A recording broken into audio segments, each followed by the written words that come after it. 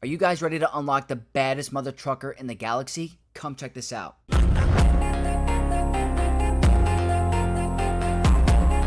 What's up, Knights of X, and welcome to Legendary Mace Windu Unlock Day. And good news, this event is an absolute cakewalk, not hard at all. There is one tricky tier in tier 3, but honestly, as soon as you get the strategy right and the modding, really not that hard. So we're going to go all into everything today. For every single tier, the first two, in my opinion, are a walkthrough, but I'm going to show you the modding for each and every one of my characters, just in case you guys are struggling for whatever reason. I'm going to show you guys really quick. So for my CX2, who you need to use in tier 1, I threw on a speed set with some survivability. Didn't have any problems with it. I didn't have to remod or anything.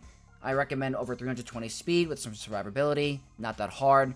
Next is Scorch. He's going to be your tank. I'm recommending a full health set with all protection primaries. Really simple, not that hard. For tier 2, you're going to be given Depa, Billaba, and I didn't even have full 6-star mods on this character during this event. Absolute breeze. I did mod her with an offense set and critical chance, as well as putting a crit damage triangle and offense cross, just to ensure she gets enough damage. I will show you the video on how the good thing works. It's not that hard. And last but not least, we got to talk about Jedi Temple Guardian, which is tier 3, and in my opinion, that is the most quote-unquote challenging tier, but it's really not that hard.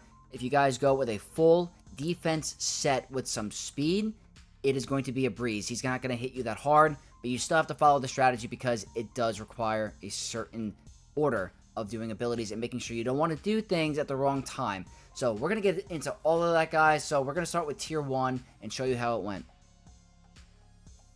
So for tier 1, you're giving 2 clones. It's Scorch and CX2. And you're loaned a TK Stormtrooper, which is kind of cool. Not that impactful, but still very nice. So I'm going to show you the strategy.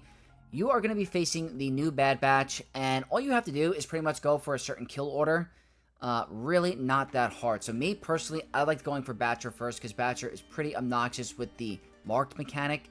So pretty much whenever you have the opportunity, you want to hit Batcher. Now, the spawn that you're given, the second special removes buffs. So whenever they're in stealth or they have a ton of buffs, you want to do that. And as you can see, Batcher was marked back under stealth, but your CX2 will be able to hit Batcher all the time. As you can see, there's order 66. So the turn order, or the optimal kill order, in my opinion, is going to be Batcher, Hunter, Crosshair, Omega, and then Wrecker. All you have to do is just ensure that you get these kills. I'm not even modding for damage. We're doing a lot of damage. Yes, I know I have these characters at Relic 9. The only reason I do is because of the Nightfall event, but I cannot picture this being an issue at Relic 5. It just might take a little bit longer with the lack of damage. But now I'm going straight for Hunter. He is the next most obnoxious because he has an ability that pretty much can one-shot you or has protection disruption. You don't want that to fall into factor. Crosshair is number 3 because the ramping offense and the big hits could potentially get you down the line. But as long as you go for this turn order, I think you're going to be fine. It takes a little bit to get through Wrecker at the end, but really you just use your abilities, get through Crosshair, get through Omega. Not that hard. There was one point in the battle where Crosshair gets to his second special ability, but my Scorch is barely touched. So that's where the health modding could come into factor, but here it's not going to one-shot you no matter what. Their Scorch is gone. Now you just want to go for your go for the Omega in the leader slot with your CX2. CX2 actually does some pretty good damage, but I just had him modded for survivability because of Grand Arena. And then there you go. You have to get through Wrecker, and that's pretty much tier 1, guys. Tier 1 is really a joke. I just want to showcase the event in case you guys haven't been able to see it. So this is what the event is like. Not that hard, and when you guys eventually can get to the event down the line, you don't have to worry about crazy remodding. So that is going to be tier 1. Super simple, guys. Not that hard. So tier 2 is going to be Depa, Billaba, and this is a pretty cool animation and background. I thought one of the coolest of the event, including the last tier. But pretty much you're going to be using your solo Depa, Billaba facing off against clone troopers in a background that looks very familiar to Rebels, I believe, or actually the Bad Batch TV show.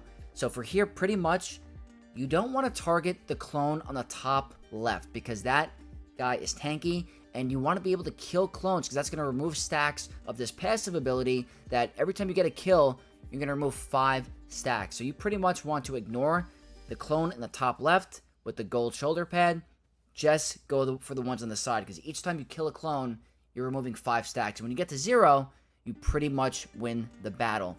The only downfall is if you get hit with speed down, there's a mechanic in this event where it's going to lower your counter chance, which means you're going to deal less damage.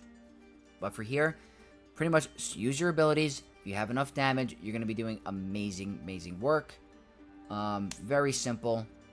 Yeah, see how we barely touched that guy? Just go for the lower damage or the lower health pool clones. Makes it a breeze, honestly. You get some luckiness with the dodges, but those are really good counterattacks, and the AoE can do a big amount of damage. So there, just continue to use your abilities. Really simple. Here you have the chance of applying a vulnerable as well. But as you can see, the counterattacks are doing work. As long, you see, every time we kill a clone, we're removing 5 stacks of our passive. There, I should have targeted a different clone, but it doesn't even matter. Even with misplays in this battle, it's still a breeze. So there, very cool. The Zeta might be very helpful here. I believe it gives counter chance. But for the most part, if you guys have Legendary Mace, you're going to want to Zeta this character regardless. So definitely keep that up. But that is going to be tier 2. Very, very simple. Now here we are for tier 3. And tier 3 is a little bit more tricky than the other two. Not as straightforward as the others. But with the defense modding and the certain strategy, you're going to be fine. So we are going to go ahead and play the battle. I'll pause it at times.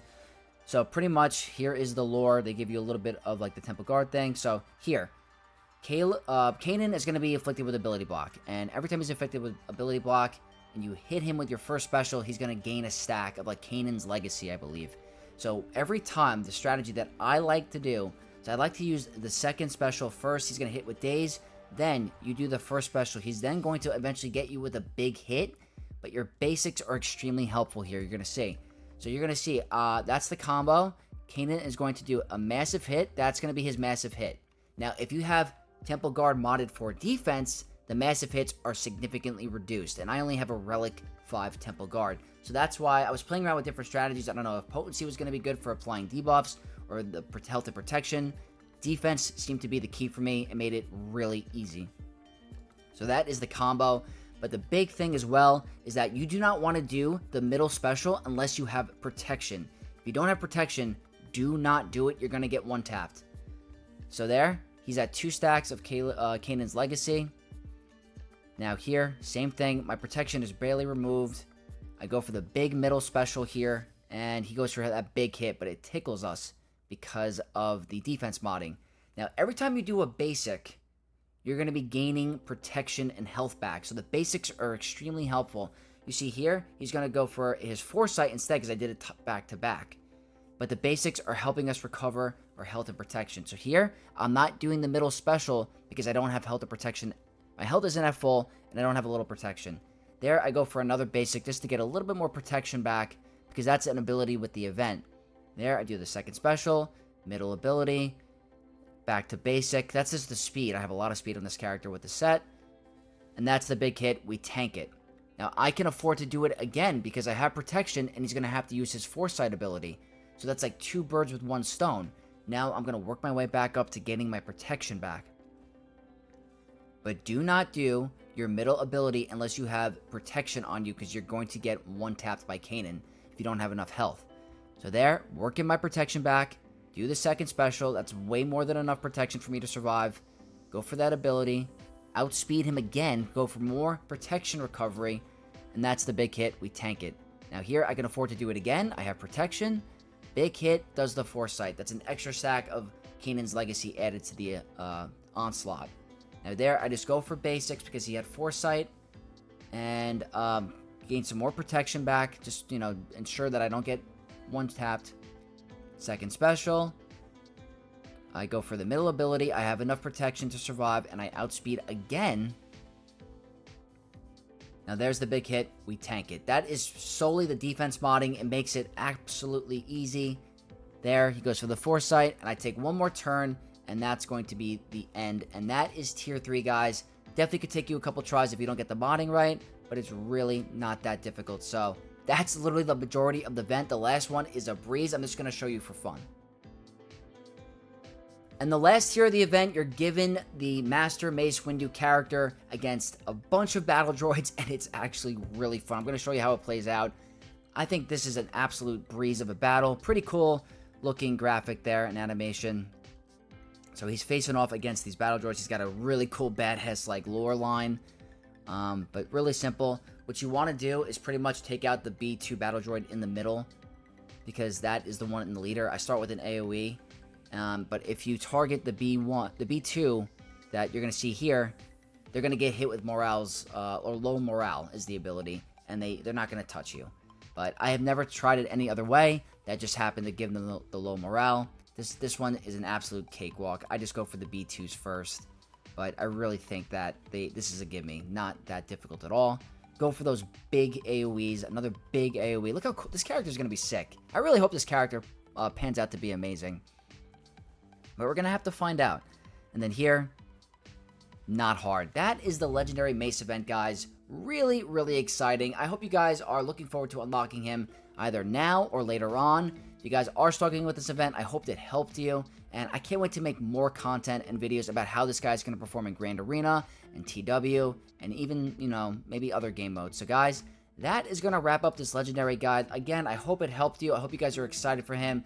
Leave all your comments in the comment section down below. Did you like this event? Did you not like this event? I thought it was okay. I'm going to say it was like just very mid. It could have put way more effort into it. I liked the backgrounds. I thought the backgrounds were really cool, but they definitely could do something bigger, like a journey guide event where those are really cool cinematics. So hopefully they tend to go back into that direction again. Not the worst thing, but it's definitely better than the Balin event. So that's my opinion. Again, leave a like on the video, comment all your comments in the comment section down below, and subscribe to the channel to become a Knight of X. And I'll see you guys in the next video. May the Force be with you all.